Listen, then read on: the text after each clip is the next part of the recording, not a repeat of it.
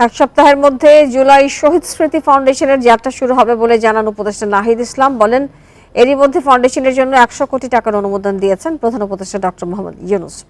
সন্ধ্যায় রাজধানীর foreign service একাডেমিতে সংবাদ সম্মেলনে নাহিদ ইসলাম আরও জানান, জুলাই শহীদ স্মৃতি ফাউন্ডেশন 7টি উদ্যোগ নিয়েছে। এর মধ্যে রয়েছে অর্থ সংকটে থাকা পরিবারের জন্য জরুরি সহায়তা, এককালীন ও মাসিক ভাতা চালু করা। এই সপ্তাহেই তা শুরুর ঘোষণা দেন নাহিদ ইসলাম। ফাউন্ডেশনের যে কেউ অনুদান দিতে পারবেন বলে জানান তিনি। সংবাদ সম্মেলনে ছিলেন যুব ও ক্রীড়া উপদেষ্টা আসিফ মাহমুদ ও জুলাই শহীদ ফাউন্ডেশনের সম্পাদক শহীদ মুগ্ধের ভাই মীর মাহবুবুর রহমান স্নিগ্ধ। সরকারের মাননীয় প্রধান উপদেষ্টার ত্রাণ ও কল্যাণ তহবিল থেকে 100 কোটি টাকার একটি ফান্ড এই জুলাই শহীদ স্মৃতি ফাউন্ডেশনে অনুদান হিসেবে দেওয়া হয়েছে। যারা ইতিমধ্যে আহত অবস্থায় আছে, যারা ক্রিটিক্যাল অবস্থায় আছে, তাদের চিকিৎসাটা খুব দ্রুত শুরু করা আমাদের জন্য খুব ইম্পর্টেন্ট।